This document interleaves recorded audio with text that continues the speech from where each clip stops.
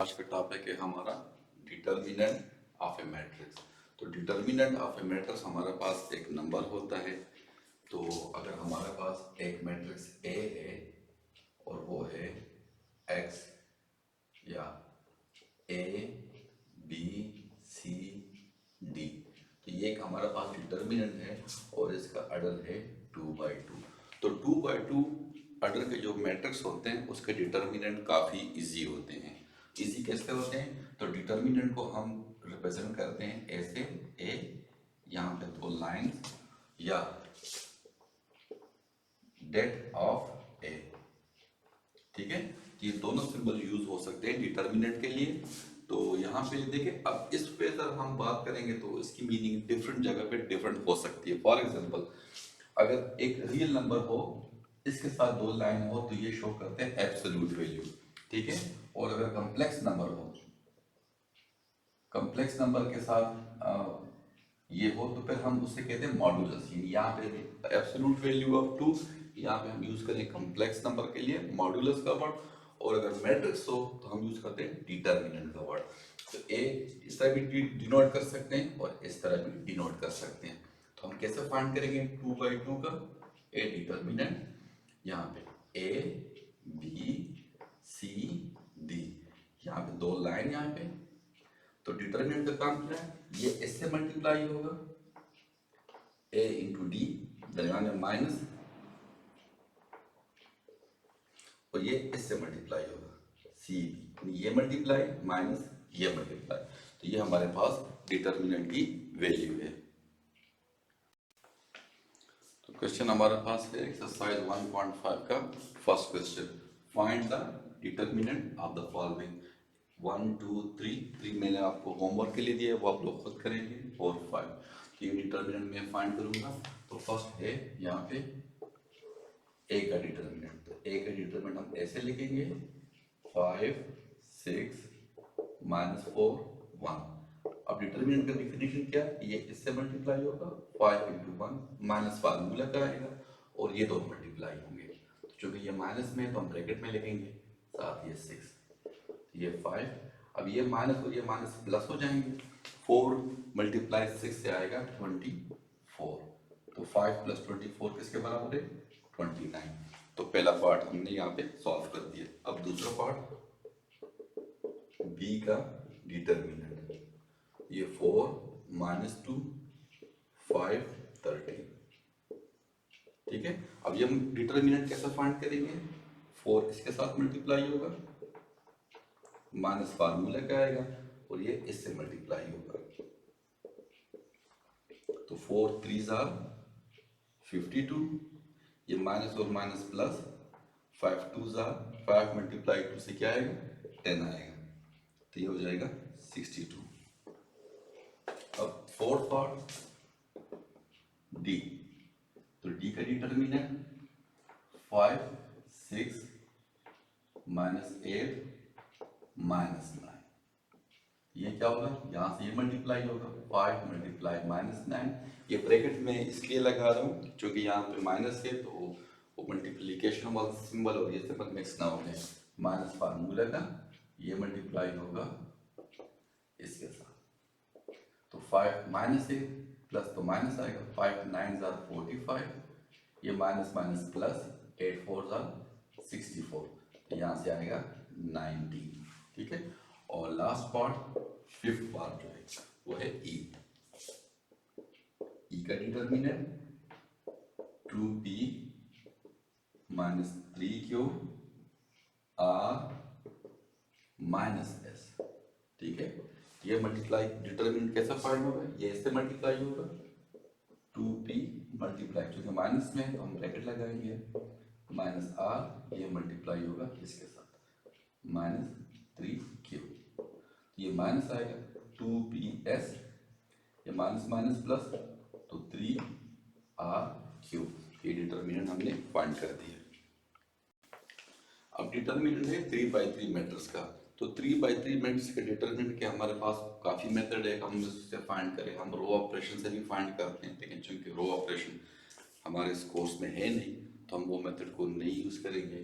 फिर रो एक्सपेंशन, यानी हम इसको R1 से भी एक्सपेंड कर सकते हैं, R2 से भी एक्सपेंड कर सकते हैं, R3 के साथ भी एक्सपेंड कर सकते हैं, या ये C1 के साथ एक्सपेंड कर सकते हैं, कॉलम 2 के साथ भी एक्सपेंड कर सकते हैं, और कॉलम 3 से।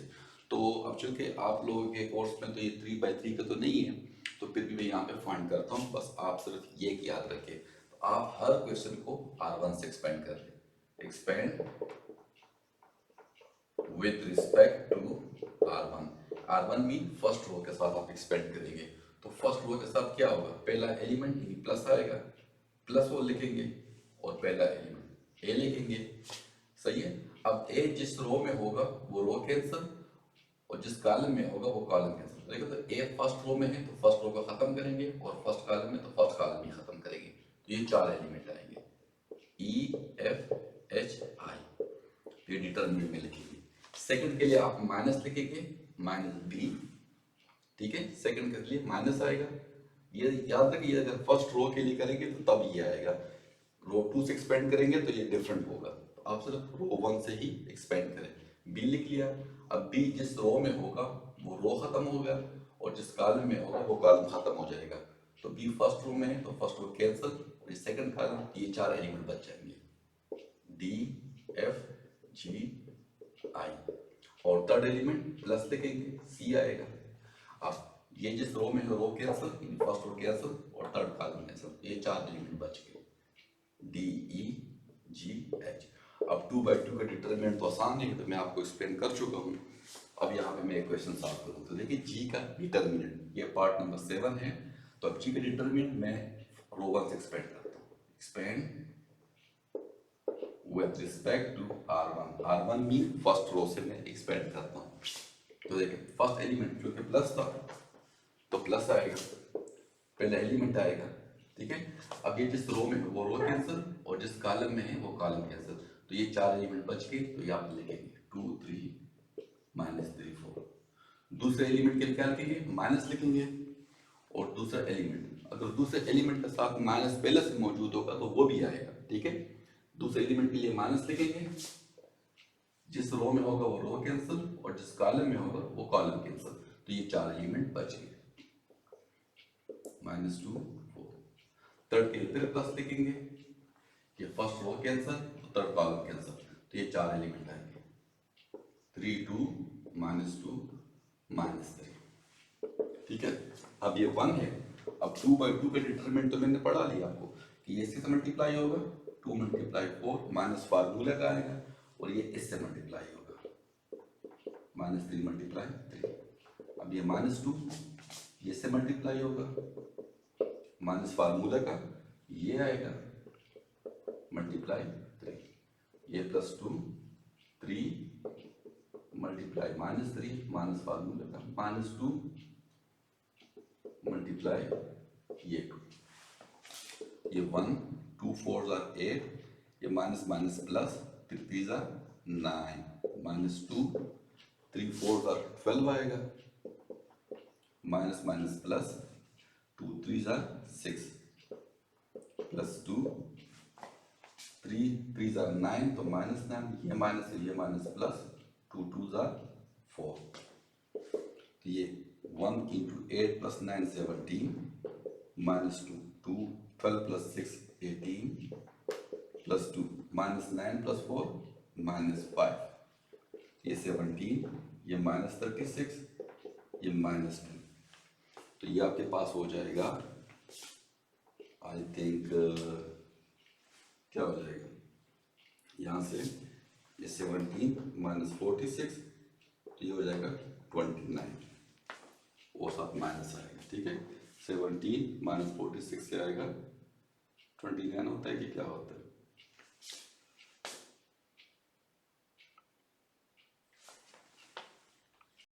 एक 2 क्वेश्चन और हैं। अब 3/3 के डिटरमिनेंट तो मैंने बता दिया कि एक्सपेंड कैसे करना है।